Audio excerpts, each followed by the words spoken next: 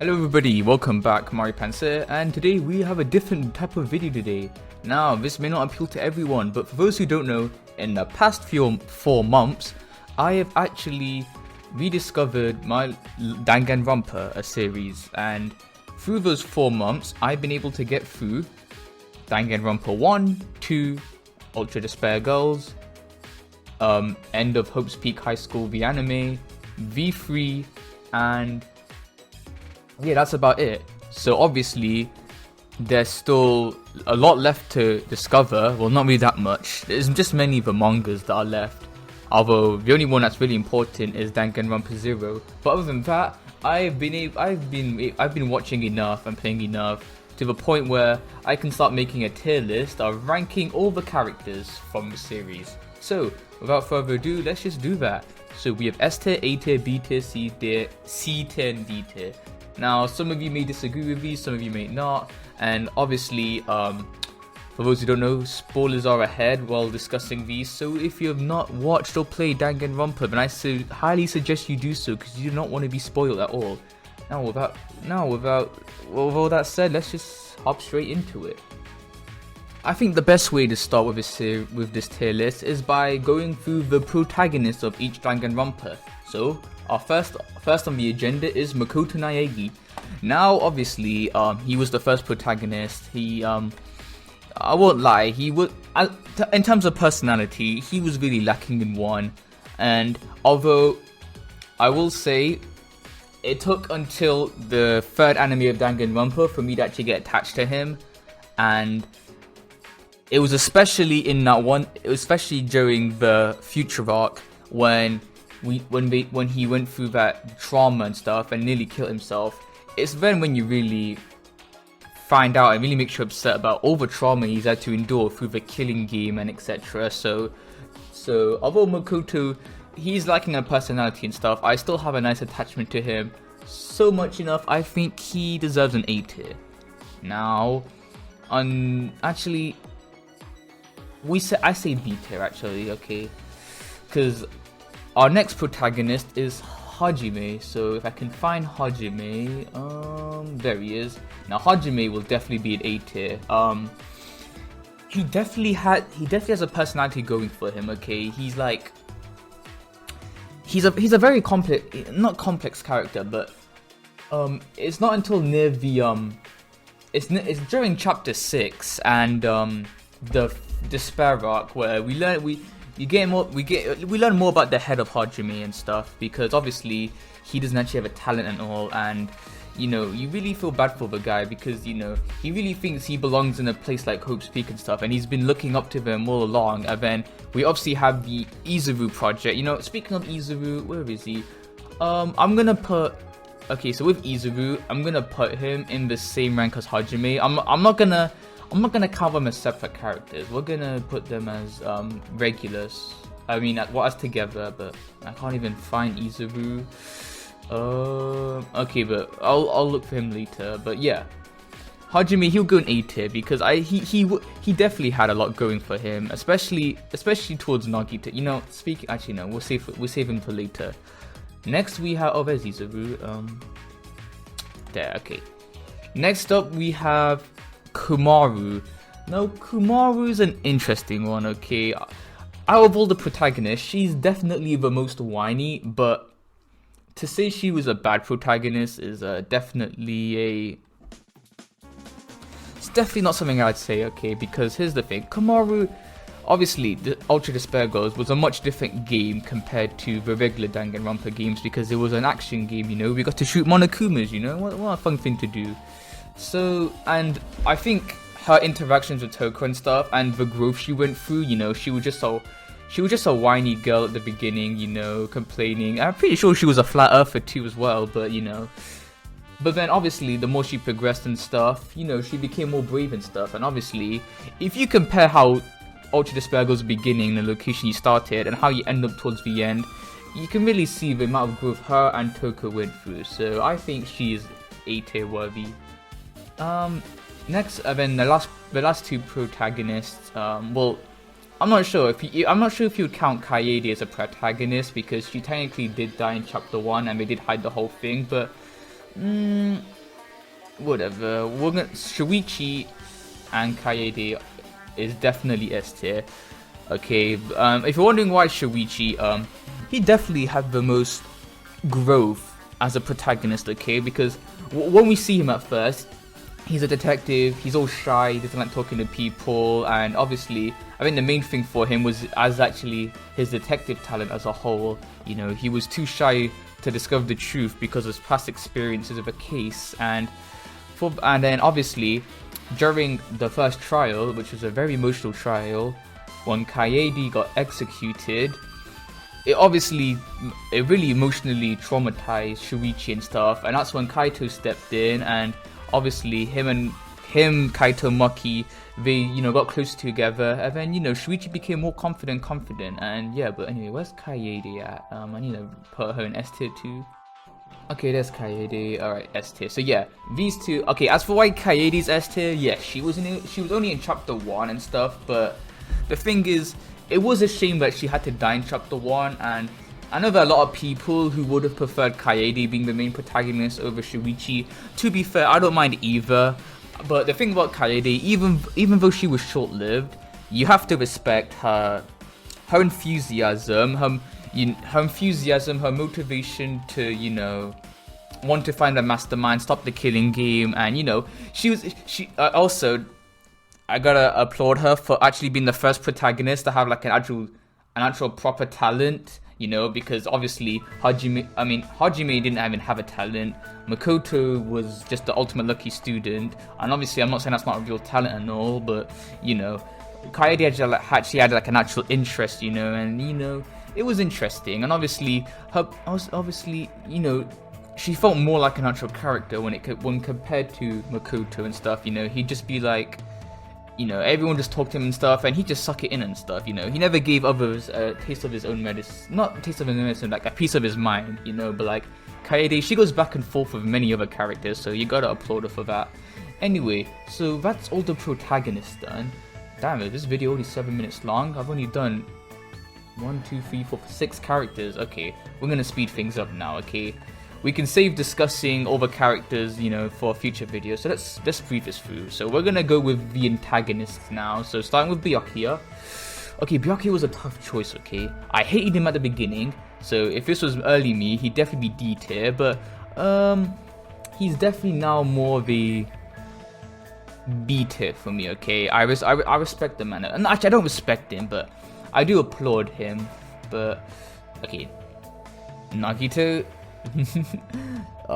This is cliche, overrated, I get it, everyone loves Nagito, but like there's a reason everyone loves him and stuff. He's just well written, there's just so much I love about him.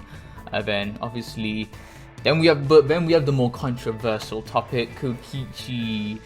Oh, I know, you can just smell the toxicity when discussing him.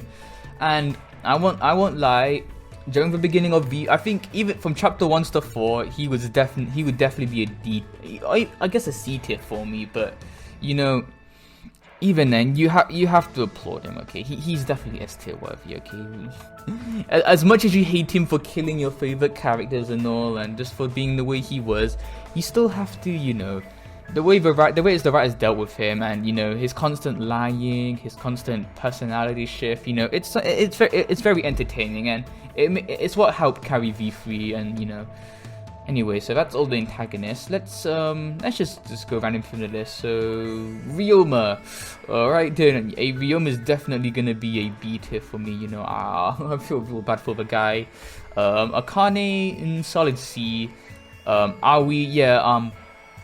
I know lots of people like to compare Aoi and Akane being the same, and they do have subtle differences and a lot of similarities. And I just felt more bad for Aoi. In chapter 4, obviously her actions were a bit reckless, but it was the intentions behind it that made it count. And if we're talking about Aoi, how are we gonna not talk about Sakura? Okay, definitely an A tier. Okay, I mean, I think chapter 4 is what, I mean, I don't really think anyone actually liked Sakura until chapter 4 when it came to her actions and stuff, because before then she didn't really do much and stuff. But yeah, Angie, definitely a D tier. I'm sorry, I know a lot of people love Angie, yeah, and you know, it's not just because of your tour stuff. I mean, yes, that's annoying, but like, the way she, I mean, okay, so I know a lot of people will talk about, oh, she manipulates people, but it's to help end the killing game and stuff, but like, I'll leave it for a separate topic, because I'm just gonna briefly go through these, and obviously Tenko as well. You know, Tenko's at least a C.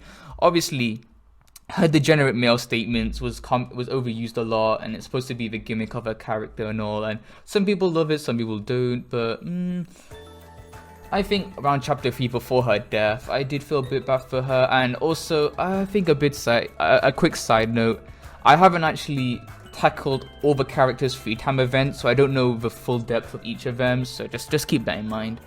Another controversial Kokio, yes, chapter 3 did a lot of things to this man. Ranking him is definitely going to be hard, because we're gonna give him a C tier, okay? He's not the worst character. Obviously, his motivation and the sister thing, it's definitely weird, but obviously, I do know that much, that he was manipulated by his sister and that much, so, you know, there is a bit of misunderstanding to go there. Toko.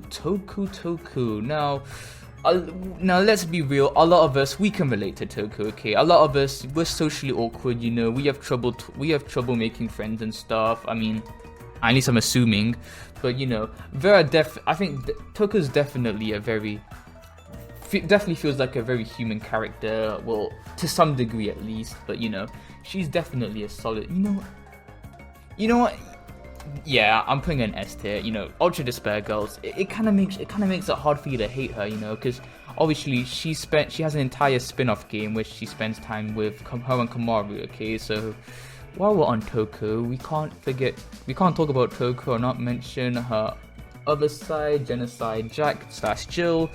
Now let's all admit it, Genocide Jack, she was very entertaining. You know, it's mainly in her debut chapter. Other chapters she was, but before they started simping for Byakuya, you know, she was very entertaining. Let's see who else. Oh, Yasuhiro. Okay, I get a lot of people hate this guy, and I can understand why. He contributes nothing to the show, and some of the things he does say, like, if you're a big Sakura fan, the way he calls Sakura an ogre, the fact that him and Hifumi peeped, you know, all bad stuff, but you know, he's just a nice comic relief guy, and I don't know why, but I always have a thing for those type of characters, so, you know, and also, I would have thought that during the future arc, he would have played a big role, but even then, he doesn't play a big role. He just ends up getting shot by helicopters, so you know what, we're gonna put him in a B tier. So yeah, Yasuhiro, he's gonna be put in a B tier. I know a lot of people are gonna be triggered, but I just have a thing for the comic relief characters. So, on the other hand, we have Ibuki. Okay, now do I want to put Ibuki in S tier or A tier? Okay, so the thing with Ibuki, the thing I hate the most was the way they just disposed her character, okay? Now, obviously, in Danganronpa, characters need to die, of course, but they usually, they have a purpose, or like, a reason of why they were killed, or why the murderer chose to murder them out of everyone. And Ibuki's case, that wasn't the actual case, because Mikon had despair disease, so obviously she just wanted to murder whoever, and one of those people just happened to be Ibuki. Now obviously we have Hiyoko as one of the victims, and she would have made a lot more sense, because you know what, D-tier, we all know why. Now I get it, there are a lot of Hiyoko fans and stuff, and they're gonna be tackling me, be like, you don't understand, the way she acts is from her free time events. I have a brief understanding about it. She lived a hard life and stuff, and obviously due to that traumatizing life, she goes, she acts, you know, mean to the others, but like, come on. Other than that, am I really supposed to like a character because they endured bad things, okay? I mean, yes, most of these characters endured bad things, but like, I have other reasons to like them. If I'm only liking Hiyoko because of a sad past, then like, you know, I guess some of you might find her entertaining when she's insulting legit everyone else, but I just don't see reasons to like her, okay? She's either insulting everyone, making a big scene, but then when someone does it to her, she plays victim and everyone sides with her. Like, no, I hate those kind of people, so she's definitely gonna be D tier. Now, let's see, Mikon, yes, third case. Mikon, okay, so Mikon definitely gets compared to Toko a lot, and I can see why, but they definitely have major differences, okay? Because obviously, I know Mikon was sexually abused a lot, obviously, in her FTEs, and it explains why she's very apologetic. I think Mikon's also a character a lot of people can relate to. Like, if you're a very apologetic person, you know, you say sorry or you ask for forgiveness a lot, then you can definitely relate to her. And to say that I wasn't like her at some points would definitely be a lie. But chapter 3 definitely didn't do her much justification, and she is also a fan service character. Well, I guess Akane technically is a fan service character too, because, you know, of her like design and stuff. But obviously, Mikon has had those certain those lewd shots that at chapter 1. So, but if we look those past aside, I think she was a pretty solid character. I'm deciding between B or A. You know, we'll put an A tier, okay? Himiko, okay. Okay, here's the thing. A lot of people talk about Himiko's development, and I always question myself, like, well, did she really have major development? Like, if I compare chapter 1 Himiko to chapter 6 Himiko, how much of a difference is there? Well, the only difference I really see is that she complains less, but if that's what you call development, then like, now obviously there are some people like, oh, she's more confident, she wants to help more, you know, but like, she still does the whole magic, she still has a whole magic thing, like, oh, this was all thanks to my magic, and the thing is, she never actually performs any magic at all. And with the exception of chapter 2, but that just ended up in Ryoma being dead. But she definitely is less annoying than Angie and Tenko, and she did have some funny moments, I won't lie. So we'll put her in B tier, okay? I mean C tier. But then I don't think she's on the same level as Tenko. Okay, but then she's not on the same level as, say, Ryoma. Okay, you know what we're gonna need to do? We're going to need to how do I make a new tier? Give me a second. Okay, we made an F tier now, so we're gonna be putting Angie there, Hiyoko there, and we'll put Himiko. No. We're gonna put we'll put Tenko in D tier, and we'll keep Himiko in C tier. Okay, yeah, that looks right. So I guess let's fill up the D spots. Who's good for the D spot? Mahiru's definitely would fill the. Okay, Mahiru. Yes, she died in chapter 2. I haven't seen her much of a free time events, but from what someone told me, apparently now a lot of people compare her to acting like a Karen. You know, she's always scolding the men and stuff. Ooh, you have no manners, all that jazz. And obviously it's because it was something to do with her father, wasn't it? I'm not entirely sure, but just she had an interesting talent, interesting design, but overall, there's not much to be attached to her about. So yeah, she's a D tier for sure. Who else is a D tier? You know what? Okay, so this is the Monokubs. The Monokubs all go D tier, okay. Now, I know some people really think, okay, so although I would have appreciated if the Monokubs actually we had an explanation for why they were there, because honestly, it wasn't justified. Actually, Monodub's an exception. Actually, Monotaro as well, you know, I'm not gonna lie, Monotaro was pretty entertaining. How you not gonna like Burger King Monotaro? But the game never actually gave us an explanation towards why Monokuma had them, and we don't even know who the mother is. Now, some can argue that it could be Mother Kuma because she births Monokumas, but they never mentioned it was the Monokubs, so it's a hard thing. And while we're on all the other Kumas, who was this? This was like Kirokuma, wasn't he? He was pretty funny and stuff, but overall he was just there for like comic relief, I guess, you know. So D tier. Shirokuma, yes, I did enjoy Shirokuma a lot. And I guess let's go to the other two, Monami and Monokuma. Now, I know a lot of people find Monami annoying because she get beaten up and stuff, and you know, no one really appreciated her being there. But you know, I actually felt bad for her. You know, I think her as an addition was pretty nice to Danganronpa 2. But obviously, Monokuma is definitely an S tier. You know. Because obviously he's evil and all, but you know he always just puts a smile on your face. You know, he's the Mickey Mouse of Danganronpa.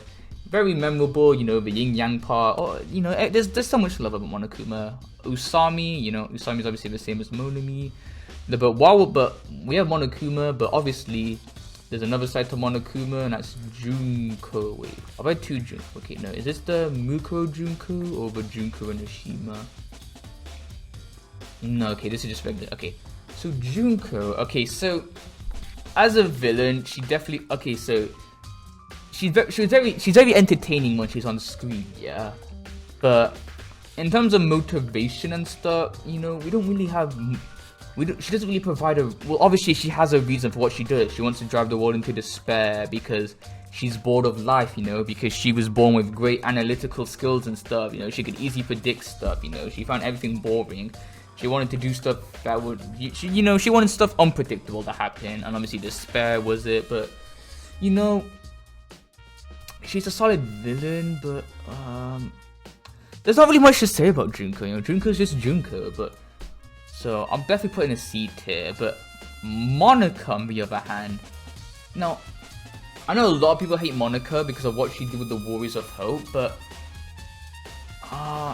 actually, no. I have to put Monica in C tier too because the future arc ruined her, obviously. Because for those who haven't seen the future arc, there's an episode dedicated to Kamaru and Toko, and they try to continue keeping peace in. Well, I forgot what the city was, but yeah. And obviously, Monica just gives up. You know, she just becomes your average basement dweller. You know, she lives in her room. And then she goes off to space to meet up with cars. But yeah, so that kind of just ruined her. If it wasn't for that, I could have put her in a B tier. But while we're discussing Monica, there's the Warriors of Hope. Now, I hate the Warriors of Hope, okay? I'm sorry. A lot of people are going to be triggered by this. And, oh, they went through trauma. That's the reason they did what they did. And I understand that the trauma that the Warriors of Hope went through, I know a lot of people can relate to it. I know there'll be lots of people who might have shared similar experiences. I'm not going to call anyone out and such, but like, obviously, what was this guy's name?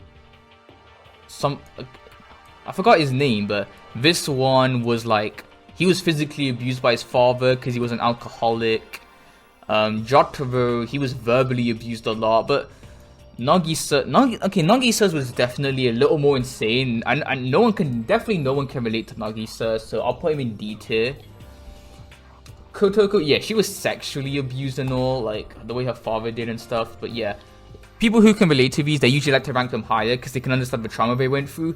But then whenever I think about like whenever I just think about all the messed up stuff they do, you know, it just can't make me forgive them, you know, like, you know, oh, the amount of people they've tortured you and stuff, like Ultra Despair Girls, it definitely does something to you because you're with the adults and stuff, and you just hearing them, you know, suffer, hearing them agonizing and stuff, it definitely makes you hate them. Okay, so I'm sorry. I know a lot of people are gonna be triggered, but you know, F tier for them. Now, we still got a while to go. Obviously, there's a lot of manga characters. Oh, Haji. Okay, Haji's a simple one. But at the same time, putting him in F tier just because.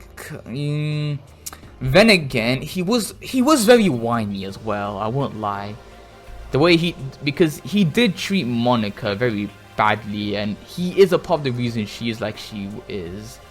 But obviously, for those who don't know, during Ultra Despair Girls, Haji at one point he makes a comment talking about how he likes them younger, much younger, and it was that line alone where a lot of people started to hate him. Now, I know if you do like him, as long as you like him for any reason besides that, I can see that, because I know some people like to think that, oh, people that just like to pretend it never happened and stuff, like, regardless, and that they don't want to pretend he said that and stuff, and that's understandable, because it was just one line, and it really is a shame if one whole character has to be ruined because of one line. But other than that, even then, he's a whiny person stuff, and all he does is, like, whimper, and yeah, he's definitely the F tier for me. Anyway, let's speed things up a bit, okay? No, so Mukuro, D tier, let's see, who else we got? Sumigi, F tier, because she ruins Danganronpa. Chihiro's dad, felt really bad for the guy, he deserved better, C tier. Who else? Any other Ultra Display? I think I saw Celeste's cat. Yeah, D tier. And when where's Yasuhiro's mother? Yasa mother. D tier 2. Let's see. Okay. Oh yeah, we can't forget Ari's brother, D tier. Actually no, C tier, okay. His death was very sad, okay, I'm not gonna lie. Pudgy Pink Princess, okay, that's an F tier. I don't know why it's even on the list. This guy looks like Orochimaru from Naruto, I won't lie. Okay, let's just get all the game characters done, then we can move on to the anime ones. Oh, can we do this under 4 minutes? Celeste, okay, so I would have liked Celeste more. She could have possibly been a B tier, but chapter 3 ruined her. Chiaki, definitely an S tier. Chihiro, B tier. Chihiro was very okay. Well, so let's just get the bros. Where's the bros at? We got Taka. Let's not get Super Saiyan Taka. That was dumb. Where's Mondo? Bro, Mondo. There, he's all actually not. They can go in A tier. You know, I love Mondo and Taka. They're the bros, you know. Nekamura. Okay, Sayaka. Now Sayaka's another very controversial character around the whole debate thing, the snake thing. Oh, she's a snake because oh, she murdered Leon and tried to frame it on Makoto. You have one side saying, oh, she's a snake. The other side saying, oh, she never knew about the class trials and how it would work. And I'm only gonna say, why would she try to frame Makoto if she thought she only had to murder? But I'll go into more detail later. Kurumi, yes, very underrated, I'm gonna say. Fuyuhiko, definitely S tier. Yakuza for life. I'm joking, I'm not a Yakuza. Peko, very bad for Peko. Sonia, definitely an A tier. She's kind of like Yasuhiro a lot, where you could remove them from the story and they wouldn't contribute much, but her dialogue. You can't say no to her dialogue, okay? Teru, pervy man, but very sympathetic and killer, so C tier. Hifumi, definitely felt bad for Hifumi a bit during chapter 3, but there's not really much to like him about, so he goes in D tier. Okay, so now so next we have Kazuichi. Okay, same thing about Yasuhiro. He doesn't contribute too much. He is just mainly a simp, but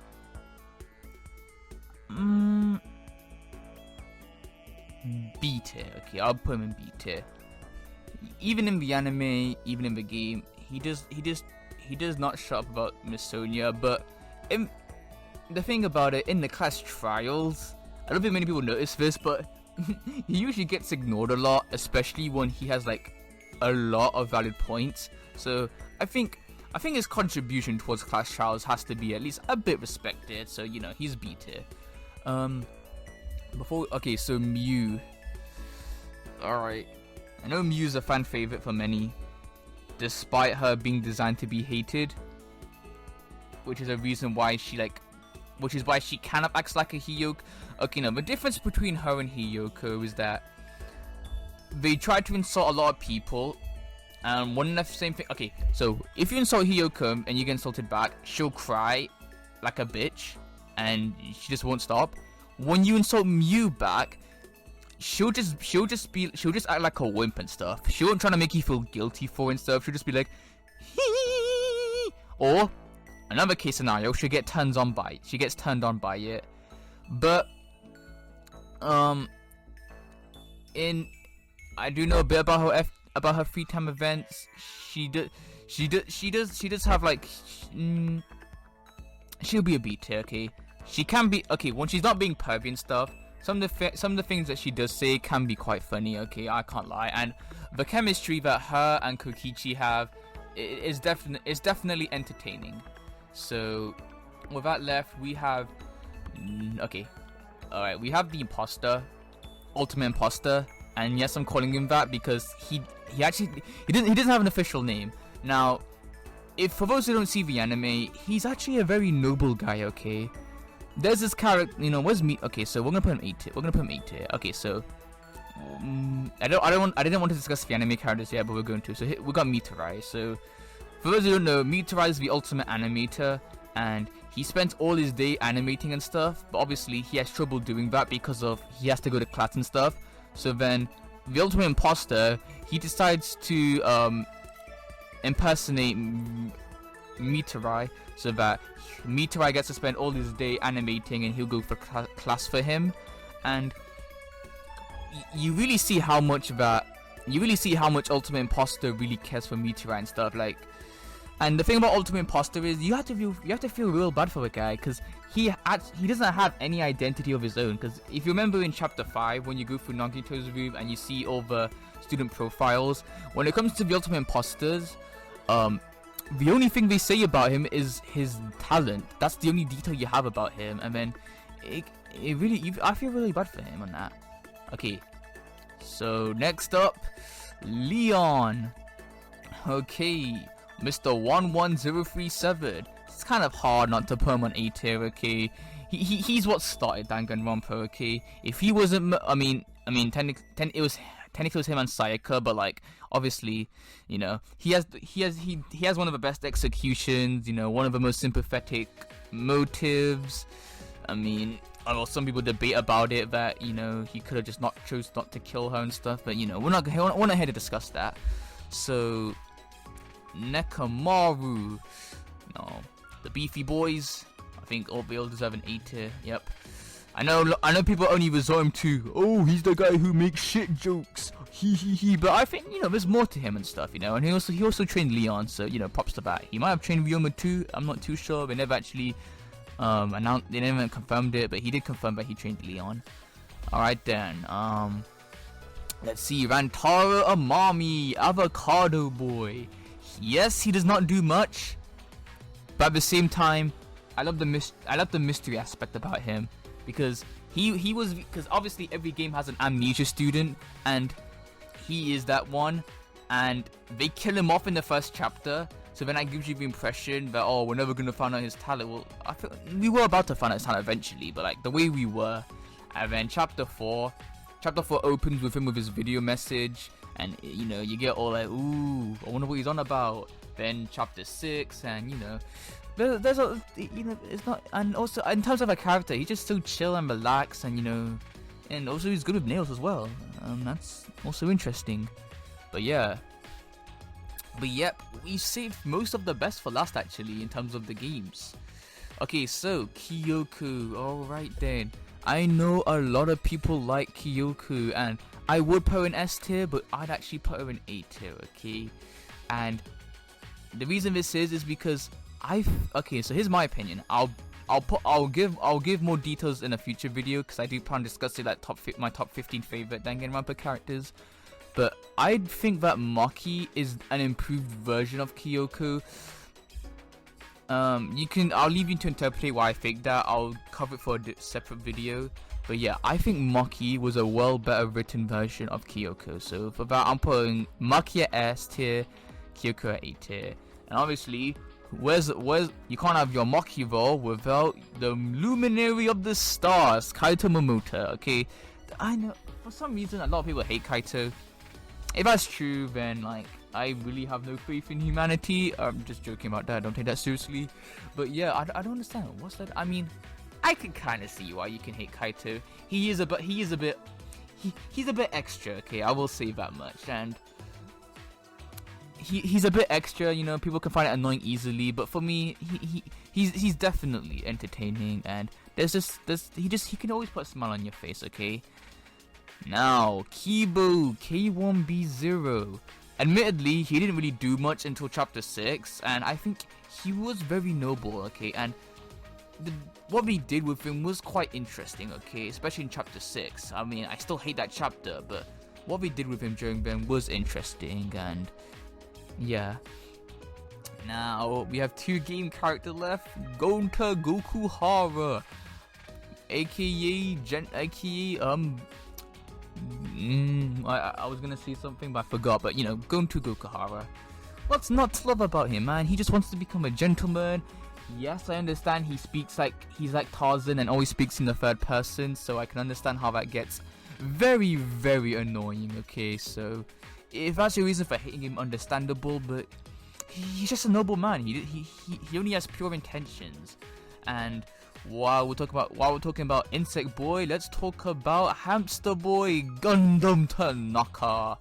Now, admittedly, in the first few in like maybe chapter 1 and 2, actually getting him to talk about himself or learning about him is a tricky feat because of how much he sticks to his villain persona.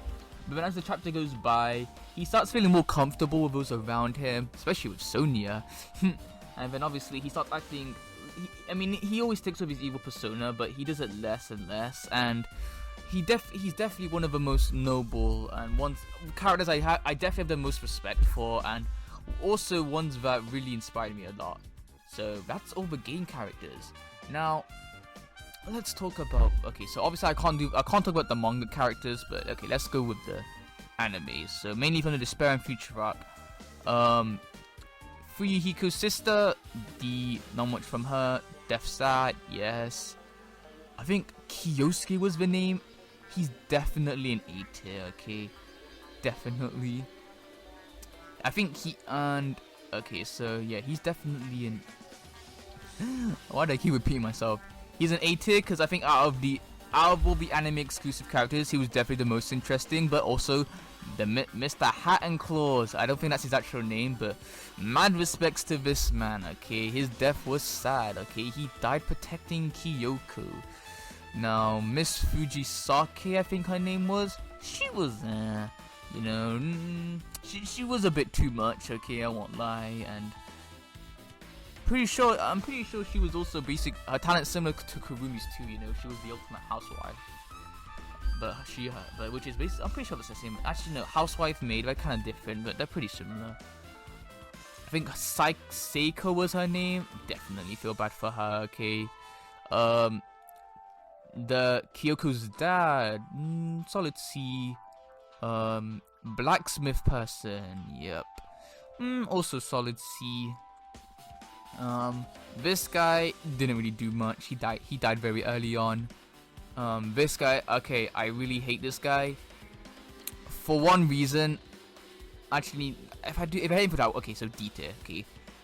For those who don't know, he's technically, obviously there are a lot of factors, but like the whole of Danganronpa in terms of the games could easily have been avoided if it wasn't for this guy and him because basically Junko found out that he had feelings for Kyosuke and she threatened to reveal those feelings to him. So in order to keep that secret shut, she allowed Junko, who he knew she was plotting something menacing, which would have led to the despair-inducing event. She just lets her off just because she doesn't want Kyosuke to know he liked him. So yeah, this guy also died early on. Where's the one I hate them? Okay, Vice Chairman. Interesting guy. He is pretty cool, you know. Most of the elder anime characters, the elder ones, you know, they're always pretty cool, but he's a weird one to me. I don't know why, but I don't know how to describe it. He's just a weird one to me, so we'll put him in C tier. I could talk about my future video, but I just don't understand his motive for those who don't know, he was responsible for the Future Foundation killing game, and I think part of his plan was it was meant to be as a distraction so Meteorite could brainwash the whole world with his video to bring hope, but it still doesn't make sense to me. Okay, this girl, yeah, we all hate her. I know a lot of people. I know she's like, she's related to the theme of abandonment, and lots of people can like feel bad for her because she doesn't like the feeling of being abandoned and stuff. But it's just the way she treats Seiko. Okay, yeah, like she tries to kill Seiko because she wouldn't. Okay, firstly, her talent is just a rip off of Teru's. Okay, she's the ultimate sweet maker. She makes sweets. Like, okay, and also she tries to kill Seiko because she wouldn't eat her sweets, and that's already dumb. But then it's even more dumb when you realize that Seiko told her that she can't because she has like this allergy, and eating it would kill her. So she basically wants to kill her because she couldn't kill her from eating the sweets. That's basically how it is. I think that's all the other anime character. Oh wait, Sato. Yeah. Don't know much about Sato. Yeah, but that's all. So these are all manga characters, I presume. Yeah. So once I read it, I could probably just wait. Wasn't this guy from V32? Was this like the other? I can't tell. If he was the other Makoto thingy, then I put him in F tier 2. If you know what I mean, like in V3, the beginning of chapter 6, there was that one boy we saw him in the school. But yeah, anyway. Anyway, let's go into presentation mode. Oh shit, okay, I messed up for a second, but anyway, let's just overview about the tier list and see if we can make any adjustments. And there is our tier list, okay, of all the majority of the Danganronpa characters. Let's see, any adjustments I want to make. For the most part, I'm alright with it. Obviously, when it comes to the way they're placed on the tier, it's not in chronological order. But how many are in S tier? 1, 2, 3, 4, 5, 6, 7, 8, 9, 10, 11. Okay.